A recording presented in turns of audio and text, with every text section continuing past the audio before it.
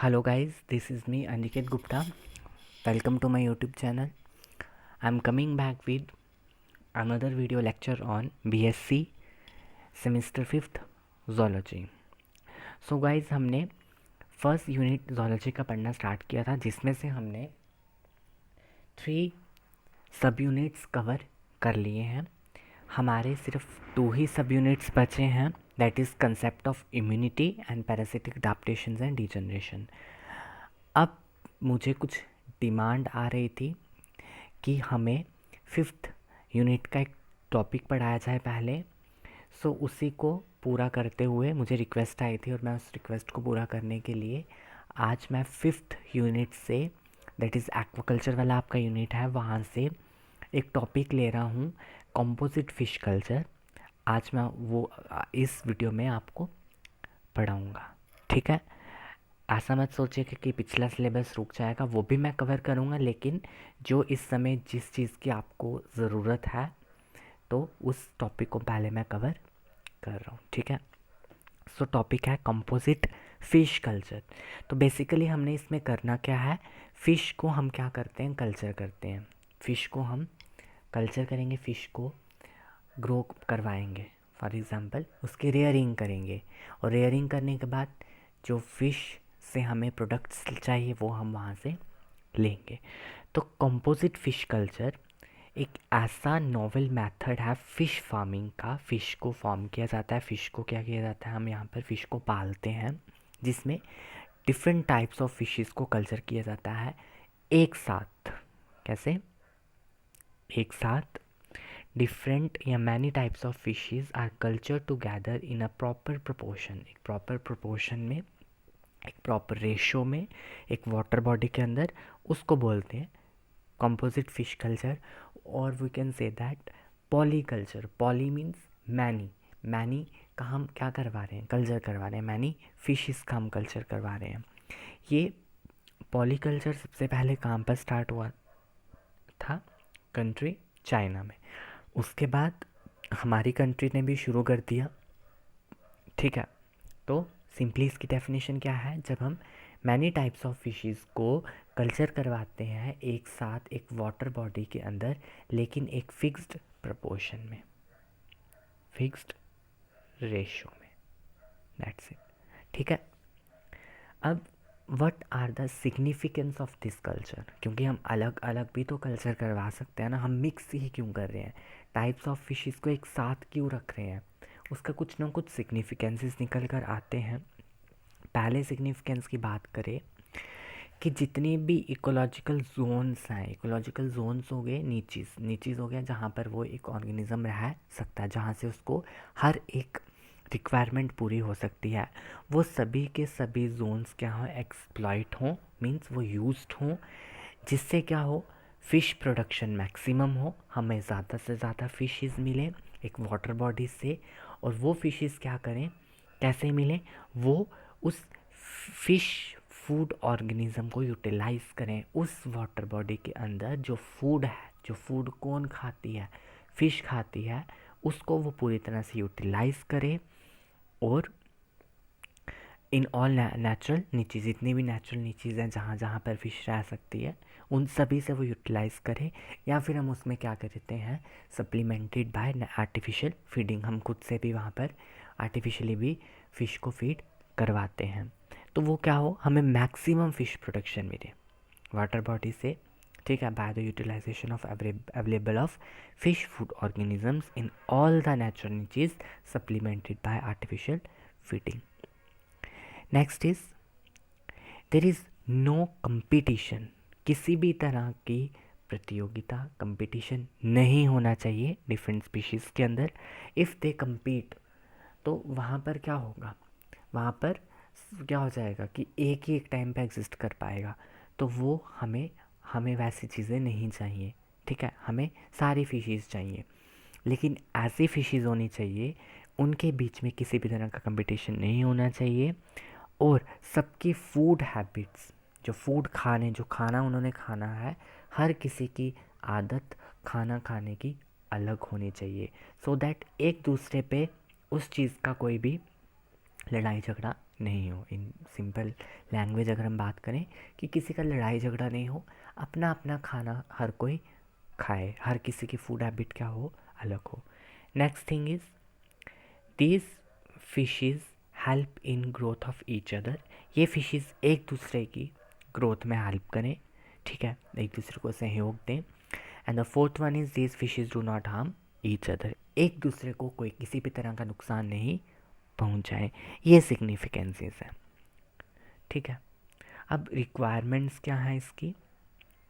Requirements पे अगर हम आ जाएं, क्या क्या चीज़ें हमें चाहिए कंपोजिट फिश कल्चर के लिए? सबसे पहली बात, हमें एक पेरिनियल फ्रेश वाटर बॉडी चाहिए। पेरिनियल फ्रेश वाटर बॉडी आ गया जहाँ से कोई रिवर से क्या आ रहा है, पानी आ रहा है, 2 मीटर्स की डेप्थ होनी चाहिए।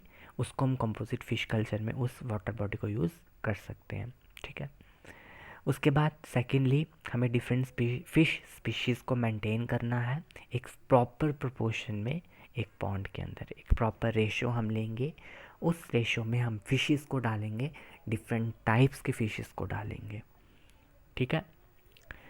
Third one is different fish species should be compatible with each other in their feeding habits. Compatible होनी चाहिए मीन्स किसी को किसी भी तरह की लड़ाई झगड़ा नहीं होना चाहिए, ठीक है।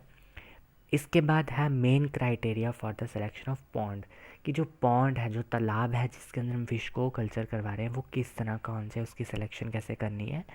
सबसे पहले बात, जो पॉन्ड की सॉइल है वो कैसी होनी चाहिए? वाटर रिटेंटिव, उसमें पानी जमा होना चाहिए। पानी ऐसा नहीं कि पानी सारा निकल जाए फिशेस मर जाए ना, पानी को रोक के रखने वाली मिट्टी उसमें होनी चाहिए। The second is assumes adequate supply of water, उसमें एक प्रॉपर पर्याप्त मात्रा में उसमें क्या होना चाहिए? पानी होना चाहिए। पॉन्ड फ्लड प्रोन एरिया में नहीं होना चाहिए, जहाँ पर फ्लड्स वगैरह आते हो पॉन्ड उससे दूर होना चाहिए। Derelict semi derelict and swampy pond can be prepared for composite fish farming by desilting. अब क्या है, हमने उस पॉन्ड को क्या करना है? प्रॉपर मेंटेन करना है। डीसिल्टिंग, अगर वो पानी जो है वहाँ से उस पॉन्ड से पानी नहीं निकले, उसको प्रॉपर मिट्टी शिट्टी डाल के वहाँ पर उसको मेंटेन करना है। Repair of embankments and provision of inlet, and वहाँ पर एक इनलेट और एक आउटलेट रखना है ताकि एक टाइम पे हम क्या कर सकें, वो पानी को बाहर करें, फ्रेश वाटर को दोबारा से डालें, वो रखना है। ये किसके क्राइटेरियाज है for the selection of pond? ये 4 चीज़ें पॉन्ड की सिलेक्शन में होनी चाहिए। Next is pre stocking operation. Pre stocking operations of pond management. Pond को मैनेज करने के लिए पहले क्या क्या हमें वहाँ पर ऑपरेशंस करने पड़ेंगे? सबसे पहला, हमें अनवांटेड वीड्स को वहाँ से रिमूव करना पड़ेगा। मैनुअली भी कर सकते हैं, हाथ से भी निकाल सकते हैं, मैकेनिकली भी किसी मशीन वगैरह से यूज़ करके, या केमिकली हम कोई केमिकल को वहाँ से डाल के वीड्स को, अनवांटेड प्लांट्स को वहाँ से निकालेंगे। सेकेंड थिंग इज़ अनवांटेड और प्रीडेटरी फिशेस अगर वहाँ है तो उसको भी बाहर निकाल देंगे ताकि वो एक दूसरे को खाएं नहीं, ठीक है। नेक्स्ट इज़ पीएच को मेंटेन रखना बहुत इम्पॉर्टेंट है, ठीक है। Bringing the pH of the pond water to the desired level by adding lime. Lime डालेंगे हम, लाइम बेसिक होगा, उससे जो है उसका पीएच मेंटेन रहेगा, जिससे सॉइल की रेजिस्टेंस भी इंक्रीज़ हो जाएगी टू पैरासाइट से, और वो hasten the rate of organic decomposition, जो ऑर्गेनिक डिकम्पोजिशन होगी, ठीक है, तो सड़ने गलने वाली प्रक्रिया, वो भी हास्टन करेगा, उसको रोकेगा, ठीक है। पैरासाइट को भी, सॉइल को ऐसे रेजिस्टेंट कर देगा पैरासाइट से, वहाँ पैरासाइट नहीं आ पाएंगे, ठीक है। लाइम हम कहाँ डालेंगे? उस पॉन्ड के अंदर डालेंगे, ठीक है। Next is increasing the productivity, natural productivity. Natural productivity को बढ़ाने के लिए, जिसको हम फर्टिलाइजेशन भी कहते हैं, ठीक है, तो pond by using a combination of both organic और इनऑर्गेनिक फर्टिलाइजर्स को हम यूज़ करते हैं। ऑर्गेनिक मैन्यूरिंग, जो ऑर्गेनिक फर्टिलाइज़र को हम कब डालते हैं? After a gap of 3 days from the liming. Liming करने के 3 दिन के बाद हम क्या करते हैं, उस पॉन्ड के अंदर हम ऑर्गेनिक मैन्योर, ऑर्गेनिक फर्टिलाइज़र को डालते हैं। लेकिन जो इनऑर्गेनिक मैन्योर है उसको हम क्या करते हैं, ऑर्गेनिक मैन्योरिंग के 15 दिनों के बाद इनऑर्गेनिक मैन्योरिंग की जाती है। ठीक है, इनऑर्गेनिक मैन्योरिंग में हम कुछ सॉल्ट्स वगैरह डाल देंगे। ठीक है, ऑर्गेनिक में हम यूरिया वगैरह इस तरह से ऑर्गेनिक कंपाउंड्स डाल देंगे। ठीक है, next is stocking, stocking of ponds. 15 days के बाद जब हमने फर्टिलाइज़र की एप्लीकेशन कर ली है, उस पॉन्ड के अंदर हमने ऑर्गेनिक और इनऑर्गेनिक फर्टिलाइज़र डाल दिया है। अब हम क्या करवाते हैं, वहाँ पे फ़िश फिंगरलिंग्स को इंट्रोड्यूस करवाते हैं। फ़िश फिंगरलिंग्स क्या होते हैं, छोटे छोटे फिशेस होती हैं। ठीक है, at the rate of 500 per hectare, 5000 per hectare में हम कितनी डालेंगे, 5000। 3 और 4 स्पीशीज़ को डालते हैं। ठीक है, कम्बिनेशन में डिपेंड करता है अवेलेबिलिटी ऑफ फिश सीड, कि हमारे पास फिश सीड कितना है, फिश एग्स कितने हैं, फर्टिलाइज्ड एग जिसमें से क्या निकलेगी, फिश निकलेगी, वो कितने हैं।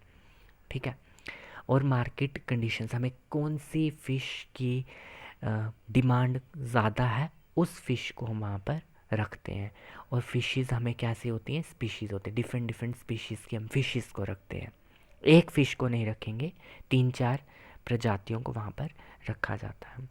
अगर हम बात करें कंपोजिट फ़िश कल्चर की, जिसमें 3 स्पीशीज़ है, कटला कटला, लेबियो रोहिता और मृगल, इसको रखा जाता है किस रेशो में, 4 कटला 4, 3 लेबियो, 3 मृगल।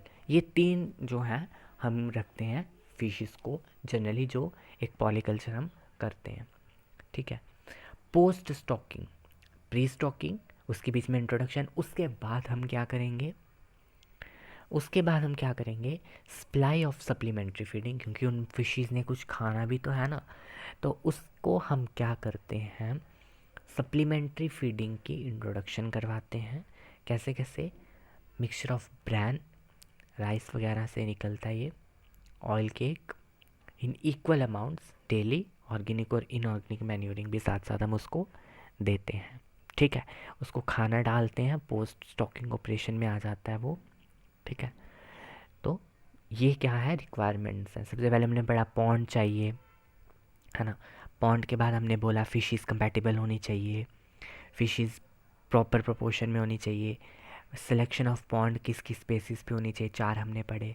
प्री स्टॉकिंग ऑपरेशन में हमने उस पॉन्ड को पहले पूरा क्लियर करना है। ठीक है, उसके बाद हमने उसमें थोड़ा बहुत फर्टिलाइजर्स डालने हैं।